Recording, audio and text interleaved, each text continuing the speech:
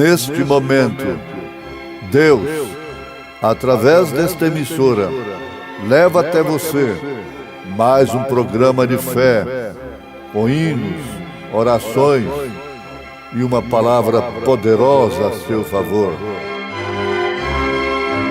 Fé para vencer o mundo. Somente crer, somente crer, tudo é possível. Somente crer, somente crer, somente crer, tudo é possível. Somente crer.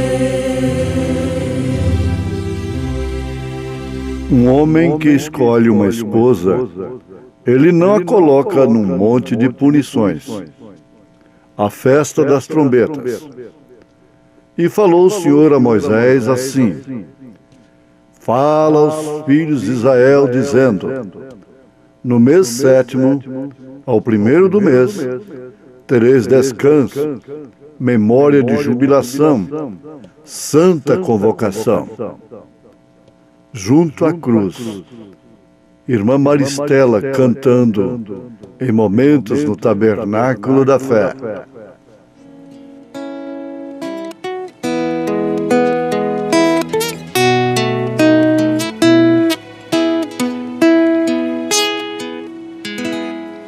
Na cruz onde Cristo morreu, a poder te abrigar e salvar.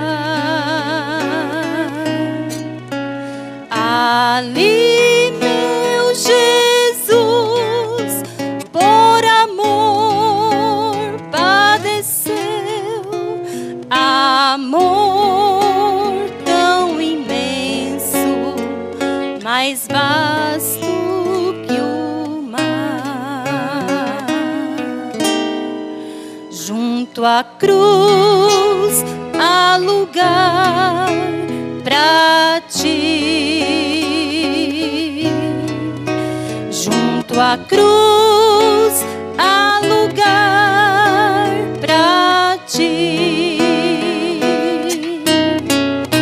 Salvou a milhões e ainda há lugar.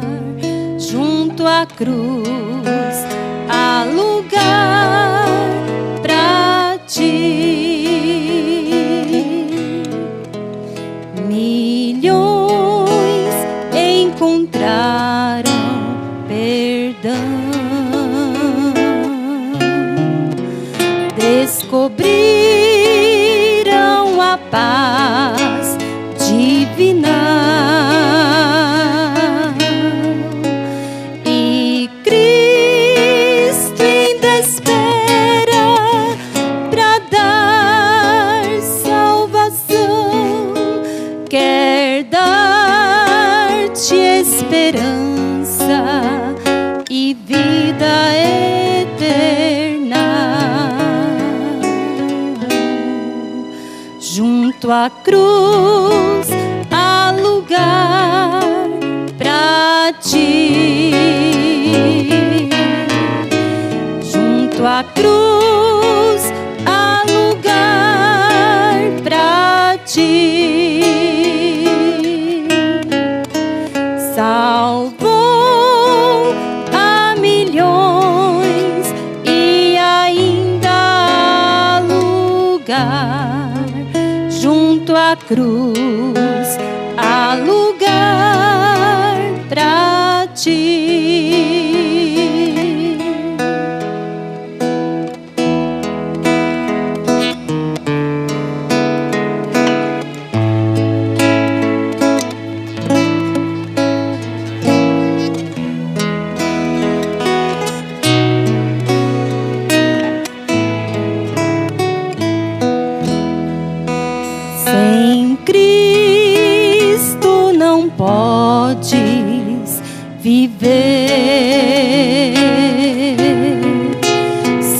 Jesus, tu não podes andar. Vigor fruirás, vida plena has de ter, se em teu Salvador tu quiseres confiar. Junto à cruz há lugar pra ti. Junto à cruz há lugar pra ti. Salvou a milhões e ainda há lugar. Junto à cruz há lugar pra ti.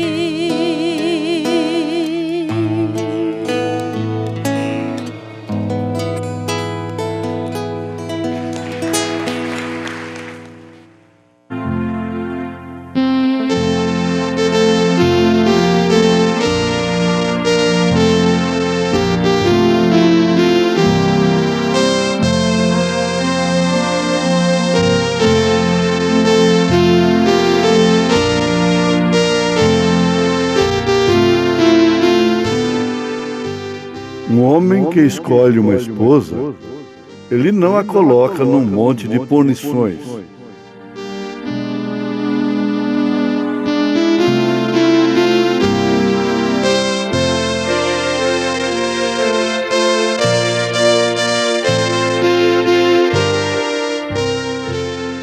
Ouvintes, esta é mais uma afirmação, mais um destaque do profeta desta era, em sua mensagem A Festa das Trombetas.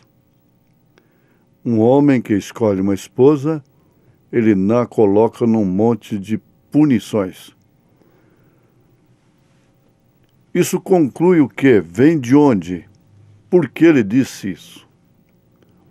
Foi se referindo ao fato de que a noiva de Jesus Cristo, a esposa do Cordeiro, não passará pela grande tribulação. Então ele está mostrando, através da revelação das eras, dos selos e das trombetas, das 7 trombetas. 7 selos, 7 eras, ou por ordem, 7 eras da igreja, 7 selos, as 7 trombetas. Então, ele mostra que nessa história da igreja, ela sofreu martírios de maneira que não se pode expressar. Não tem como relatar tudo, nenhum historiador tem como relatar tudo que os filhos de Deus, os cristãos, sofreram durante essas eras. Agora, ele está destacando esta era como mensageiro dela, a era de Laodiceia, que a noiva de Jesus Cristo subirá antes do grande martírio da grande tribulação. É quando, mais uma vez, vai ser demonstrado, ficar bem claro, que o espírito da Roma pagã apenas mudou de máscara. Ele mostra nessa mensagem a festa das trombetas que ela sempre procurou dividir o povo de Deus, dizimá-lo, sendo, portanto, inimiga de Deus. Quem é inimigo do povo de Deus é inimigo de Deus. O então Saulo de Tarso, quando caiu do seu cavalo a caminho de Damasco, naquela ferrenha perseguição contra os filhos de Deus, contra a igreja do Senhor Jesus, foi perguntado por ele: quem és tu, Senhor? E Jesus respondeu: eu sou Jesus a quem tu persegues. Ora, Paulo não perseguiu a Jesus pessoalmente, ou seja, o então Saulo de Tarso, porque o Paulo nunca perseguiu os cristãos. Ele sofreu até a morte como um verdadeiro cristão. Então, fica bem claro, e pelo bom senso cristão, como diz o profeta, se você ama a Deus, você ama a sua gente. Se você não ama a sua gente, você não ama a Deus. E João disse, se você não pode amar o seu irmão, a sua irmã, a quem você vê, simplesmente porque não lhe é simpática, não lhe é simpático, porque errou contra você, como você vai amar a Deus a quem não vê? Então é uma conclusão que se tira aqui que não tem interpretação, não é isso mesmo. Quem ama a Deus ama o seu povo. E Deus ama o seu povo indiferentemente de suas falhas, de seus defeitos. Ele sabe como cobrir as falhas de seus filhos. Então, ele faz esta declaração na mensagem à festa das trombetas, afirmando o que alguém diz, que a igreja tem que sofrer, tem que ser purificada no sofrimento da grande tribulação. E preste bem atenção, quando vai chegar o ápice, a conclusão mesmo, o cumprimento de não poder comprar nem vender, senão aquele que tiver o sinal da besta na testa, que é o ecumenismo. Ninguém vai poder comprar nem vender se não estiver filiado ao ecumenismo. Assim, defendendo, respeitando as cores da grande coxa de retalho, da grande coxa de retalho. É a coxa de retalho famosa. Unidos, cada um com sua cor. Mas nenhuma delas tem a cor âmbar, a cor da noiva do Senhor Jesus Cristo, da glória da Shekinah. E isso, queira ou não queira, creia ou não creia, vai acontecer. Então ele disse que essa perseguição eclesiástica com aqueles espíritos, aqueles demônios que foram soltos para matar o holocausto dos judeus, da chamada Santa Inquisição, em cumprimento de selos em relação aos gentios, em cumprimento de trombetas em relação aos judeus,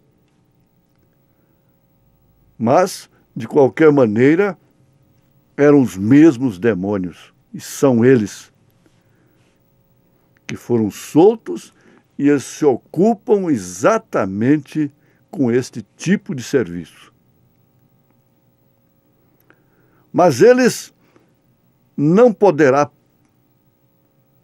trazer esta punição para a noiva de Jesus Cristo. Por quê? Antes que isto aconteça em sua plenitude, Jesus arrebatará a sua noiva. Ela não estará aqui mais. Então ele diz, você diz que a igreja tem que passar pela perseguição para a sua perfeição. Não. A igreja, se referindo à noiva, aos eleitos. O sangue de Jesus Cristo aperfeiçoa a noiva. Agora João disse isso, o sangue de Jesus Cristo, seu Filho, nos lava e purifica de todo pecado. É o sangue de Jesus Cristo que lava e purifica a noiva dele. Então é quando ele afirma, um homem não escolhe uma esposa, um homem que escolhe uma esposa, ele não a coloca num monte de punições para ser purificada, para se tornar uma boa esposa perfeita. Ele já encontrou graça com ela. Ela encontrou graça nele. Ele fica noivo dela. Ele deu sua palavra para ela. E logo ela não terá que enfrentar as tribulações, as aflições naturais mais desta vida. Isto sempre nos faz lembrar da prima órfã, que aquele grande milionário escolheu lá no oeste em um curral, quando ela ia lavar louças para suas primas ricas que estavam na festa tentando conquistá-lo. Ela nunca esperava aquilo. E ele chegou ali e disse, acostumado tanto com lisonjas de mulheres, em Chicago, ele estava enjoado daquilo naquela festa de 3 dias ou mais. E ele disse, eu vim buscar caráter. E eu vejo caráter em você. Mesmo porque, ouvintes, o caráter não é um dom. O caráter é uma vitória. Então você vê, o caráter não é um dom. O caráter é uma vitória. Escreva isto, notifique isto. Porque os que vivem dando a vida por dons, eles podem ser enganados. Dons são dados sem arrependimento e sem afastar da iniquidade e tudo mais. Mas o caráter não. E daí 1 ano, ele disse, daqui 1 ano eu virei te buscar. Ela sofreu muito por aquilo. Ela creu na promessa. Ela sofreu críticas, ironias, risadas e gargalhadas, zombarias. Mas ela se preparou. E ao completar o prazo que ele havia dito, marcado, de repente a carruagem apareceu lá. Esse que é o grande negócio. O profeta gostava daquele hino. Vem, doce carruagem. Isso não se refere somente à morte, a qual ele qualificou de doce carruagem. O poeta também faz isto. Ó doce morte, vem doce carruagem. Mas existe essa doce carruagem que Elias foi transportado nela. Esta doce carruagem do poder transformador do arrebatamento, e ele tirará a sua esposa, a sua noiva, a quem ele deu a palavra.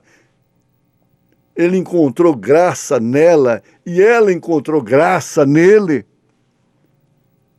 Por isso houve uma troca de confiança, de fé absoluta. Isso é tremendo. Ele não a joga num monte de punições para purificá-la. Ele tira das aflições. Ele faz atirar como o moço tirou a prima órfã e a levou para o seu palácio.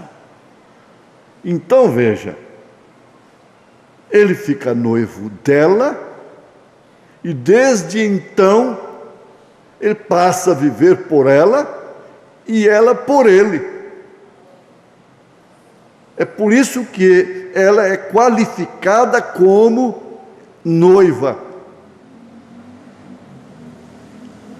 Através da Bíblia Sagrada, ela é qualificada assim. É uma coisa especial.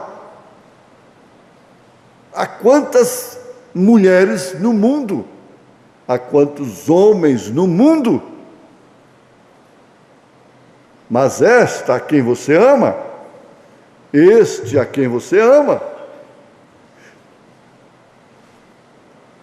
você já entendeu. É para quem você vive. É para quem ela vive. É para quem ele vive. Isto é o natural que tipifica o espiritual, que São Paulo fala, dando exemplo, buscando o casamento, em Efésios capítulo 5, a partir do verso 22. É exatamente isto, não tem como falhar. Você tem a mensagem em você. A mensagem do arrebatamento está em você. Os selos estão em você. Os trovões. Toda a revelação da Escritura está em você. Você é o livro. Aleluia. Em nome de Jesus Cristo, tome posição. Não é uma utopia, é uma realidade, é um fato. Seu nome está aí, neste livro. Então seu nome está em você. Você é o livro. Em nome de Jesus Cristo. Amém.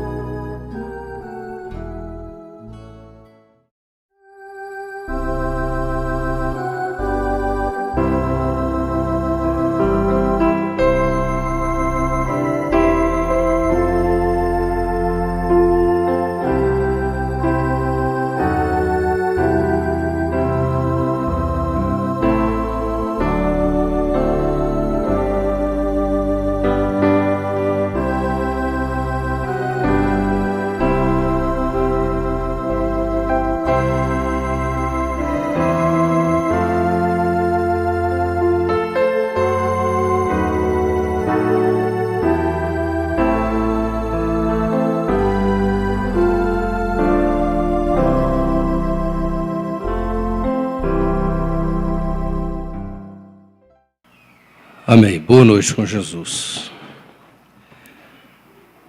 Muito bem, o Espírito Santo foi dado para nos controlar, diz o irmão Brana. O homem sem o Espírito Santo, ele vive a sua própria natureza. E na nossa natureza carnal, humana, nós agimos e reagimos de forma que nos complica e nos coloca no estado de enredo. Quando você age de acordo com a sua natureza, normalmente você arruma problemas.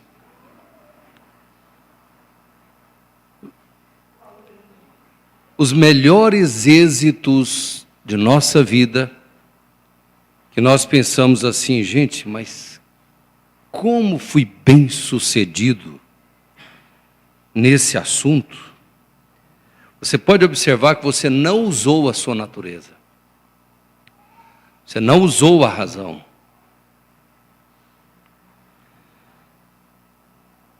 Quando Jesus ordenou os discípulos a respeito de pregar o Evangelho, lhes comissionou, Jesus disse para eles: fiquem em Jerusalém, até que vocês sejam revestidos do poder do alto. Então, esse revestimento com esse poder do alto, ao invés de nos levar a um inchaço, nos levar a uma condição de eu sou, eu posso, nos leva a falar, ao invés de falar eu, nós falamos ele.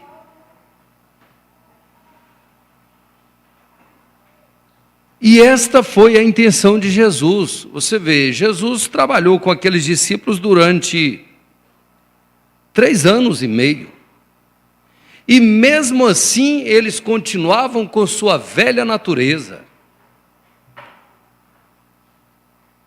Os discípulos com aquela natureza que eles tinham, eles jamais fariam a obra de Jesus Cristo, muito embora eles eram discípulos do Mestre. Foram ensinados por Jesus Cristo. Mesmo sendo ensinados por Deus, por Emanuel, eles não estavam habilitados a levar a cabo o seu ministério. Existe algum professor maior do que Deus? E mesmo assim,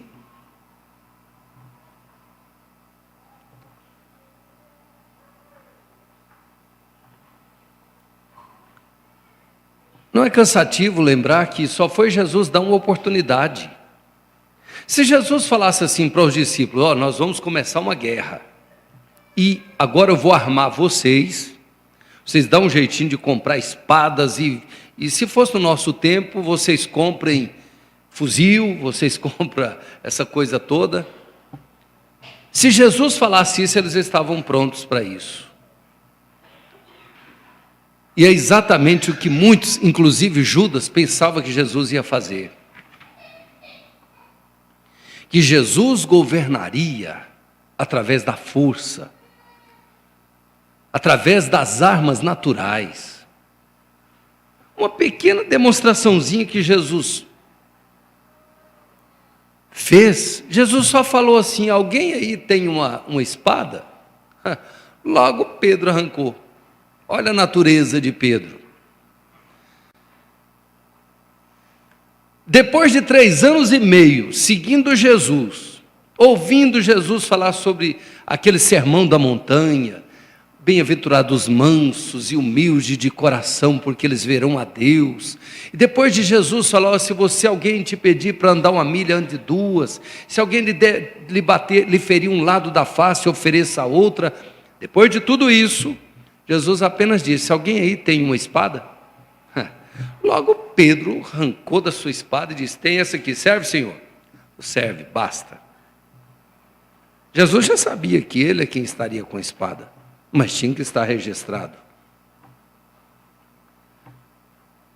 Jesus sabia qual seria a sua atitude,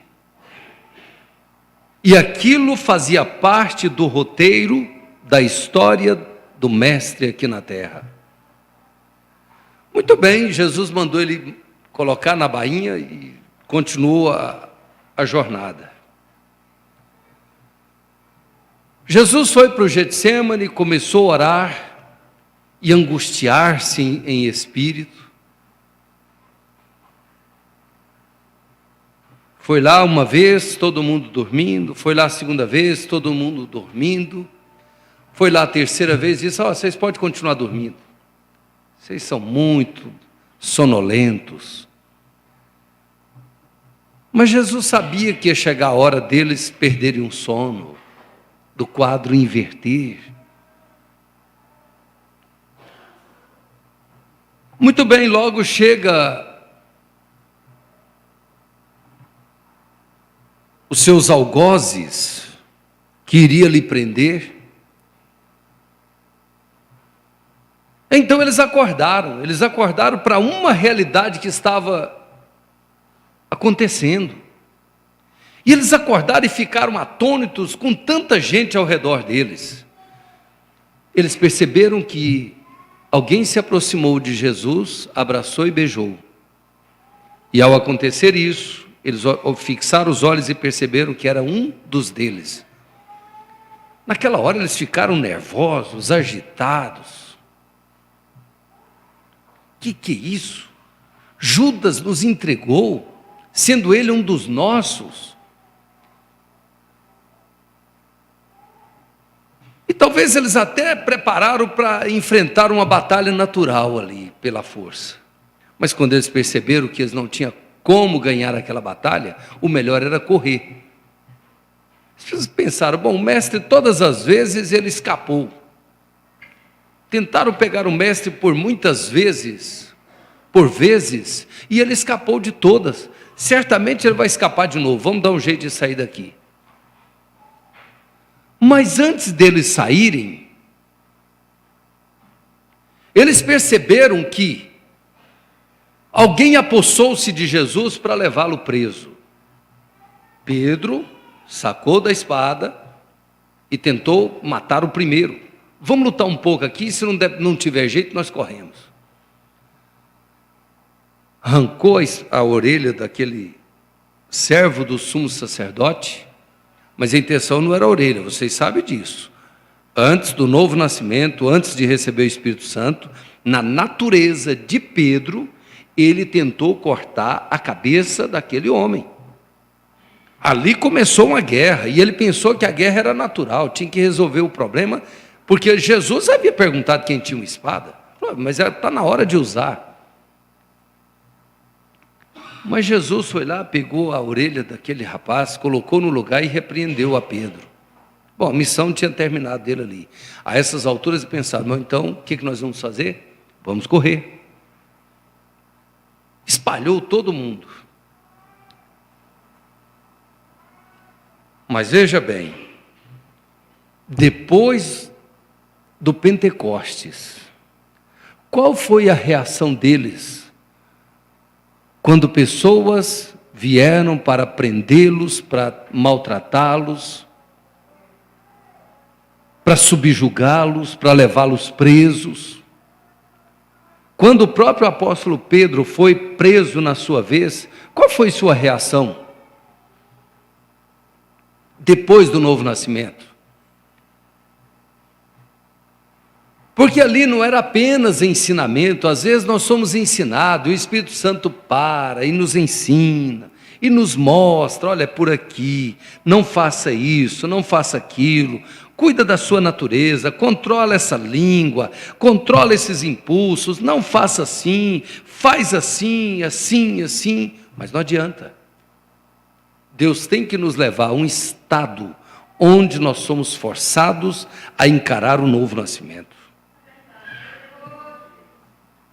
E quando encaramos o novo nascimento, e de verdade nascemos da água e do Espírito, passamos por aquele processo realmente, conclusivamente, as coisas mudam para nós também. Então nós deixamos de viver a nossa própria natureza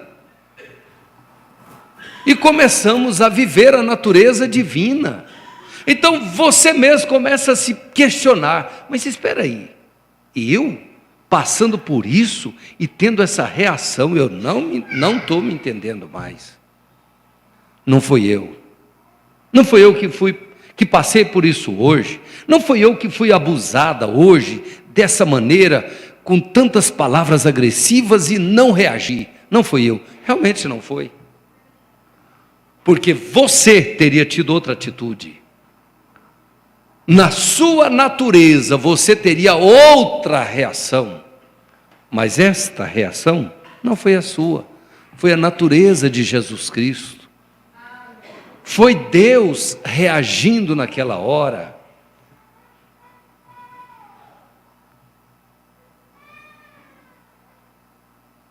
Por isso que ele disse: ficai em Jerusalém até que sejais revestidos do poder do alto. E esse poder, o Espírito Santo, nos dá poder para nos controlar.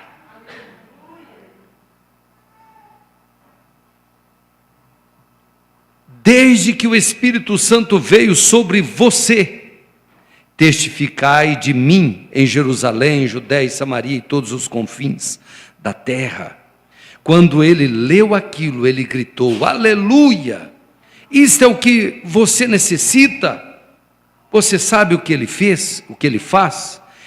Ele simplesmente apanhou eles lá embaixo, depois de receberem isto, e isto é tudo, e permanece corretamente com eles. E se eles começam com espalhafatos, ele diz: opa, espere um momento, espere um minuto. Olha o Espírito Santo controlando aquela pessoa. Nós estamos na série Adoção, Manifestação dos Filhos de Deus, parágrafos 180 e 181. Espere um minuto. Esta é a maneira que os bodes agem. Lá dentro de você alguma coisa começa a falar. Porque antes de recebermos o Espírito Santo, nós não recebemos a torre de controle.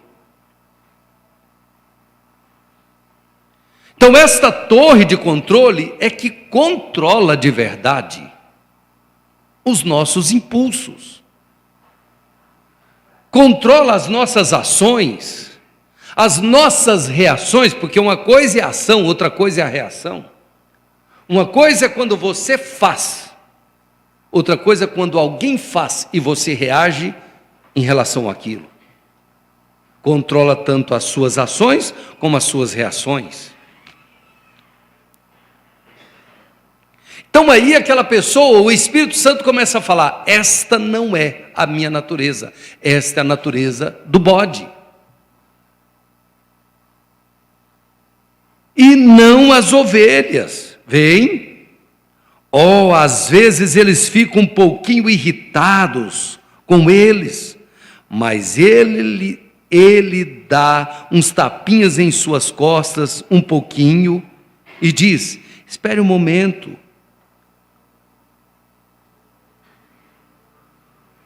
Está tudo bem. Ele realmente sabe como controlar suas ovelhas. Sim, Senhor, estou lhe dizendo. 133. Deus, através da eleição de sua graça, te chamou. Deus, através da eleição de sua graça, te santificou. Deus, através da eleição de sua graça e seu poder, te batizou e te colocou nesta terra de descanso. Então você diz: já não vivo eu, mas Cristo vive em mim. Deus sabe melhor.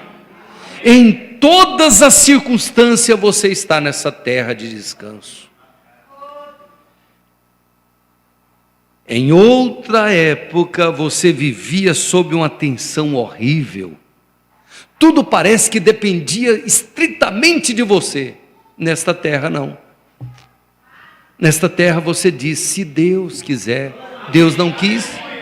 Se Deus permitir, mas Deus não permitiu, uma coisa ou outra.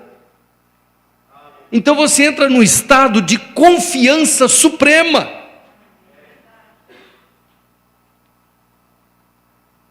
Nós paramos de questionar e começamos a observar melhor o que está à nossa volta, o trabalho do Espírito Santo. Você começa a pensar, gente, se eu fizer uma análise de verdade, eu vou ver que Deus está me mudando. O sofrimento, as decepções, as coisas, o caminho pelo qual Ele me levou a percorrer, está me fazendo melhor. Eu nunca entendi, nunca compreendi, mas eu sei que algo aconteceu. Aqueles que têm entrado neste descanso não têm se desviado. Anda de uma forma alinhada, sem altos e baixos. É uma fé nivelada. Às vezes seu humor pode cair, ele pode subir, ele pode descer, mas a sua fé não pode sofrer essas oscilações. A fé permanece sempre estabilizada. Eles cessaram suas obras como Deus fez com as suas. Quando nós entramos nessa terra do descanso, nós cessamos nossas batalhas, nossos trabalhos pessoais. Nós começamos a entender o que significa ser dirigido por Deus. E entender que mesmo o mal que nos acontece, mesmo as curvas que nós somos apanhados, as curvas da vida, mesmo as decepções, mesmo as coisas que jamais pensaríamos que passaríamos, tem o dedo de Deus. Por alguma razão, Ele permitiu. E se eu começar a observar isto mais de perto, eu vou perceber que Deus está me moldando. Deus está me aperfeiçoando. E tudo que Deus quer é que eu chegue num nível onde minha vida, através do Espírito Santo, nela, resolva todas as questões. Todos os problemas nossos são resolvidos através do Espírito Santo em nossas vidas. Todos eles.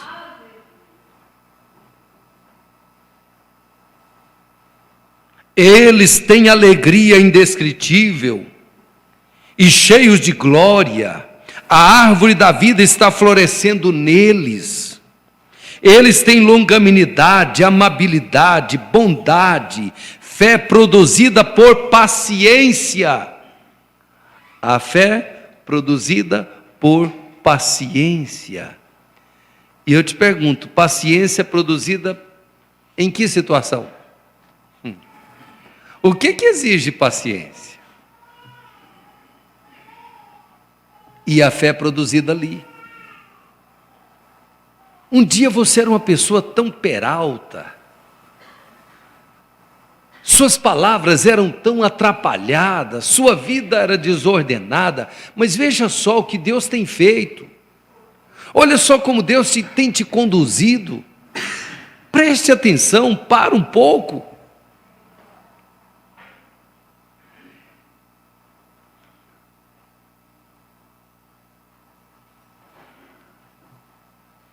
Fé, mansidão, nós éramos como selvagens, agíamos pelo instinto natural, mas hoje não.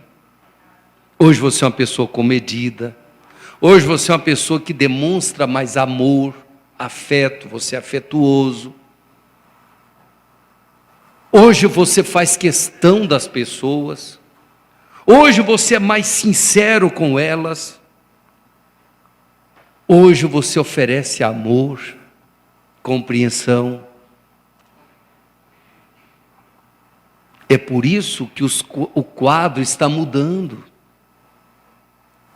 É por isso que você começa a observar que algo está acontecendo. Sabe por que foi?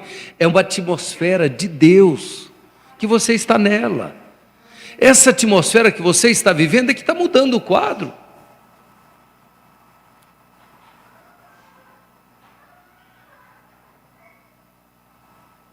Mansidão, benignidade e tudo mais. A árvore da vida está florescendo neles, porque na esperança está ancorada em Cristo Jesus. A testemunho do Espírito Santo santificando com sinais e maravilhas seguindo os crentes. Estes sinais seguirão aqueles que crerem.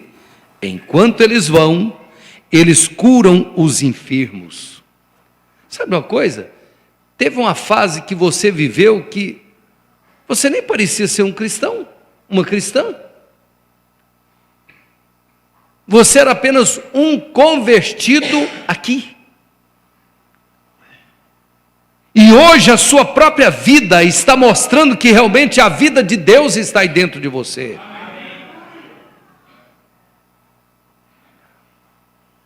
Você subiu, você cresceu. Hoje, você não consegue viver mais aquele estado. Você não sente bem mais naquele nível. Eles expulsam demônios, eles falam em línguas, eles têm visões, eles andam com Deus. Olha que maravilha, irmãos. Eles andam com Deus. Às vezes a gente fica pensando, eu gostaria de ser como Enoque, que andou com Deus. Espera aí, a noiva não está ordenada? Afinal de contas, Enoque é tipo da noiva. Enoque não andou com Deus? Você anda com Deus. Nós andamos com Deus. Deus tem nos preparado para isso, porque a sua natureza foi trocada de uma natureza de bode para a natureza do cordeiro. Esta é a única forma de andar com Deus. Deus não anda com bodes, Deus anda com cordeiro. É a pomba e o cordeiro. Por isso que Deus anda com você. E falam com Deus. Nenhum demônio pode movê-los. Eles estão firmes, olhando para a vida eterna, esquecendo aquelas coisas do passado. Eles vão em direção à marca da suprema vocação em Cristo Jesus. Aí está você, aí está você. Esta é a igreja. Deus continue te abençoando nesta jornada. Vamos orar, vamos entrar na presença do Senhor e buscar um pouquinho mais disso que nós já temos. Amém.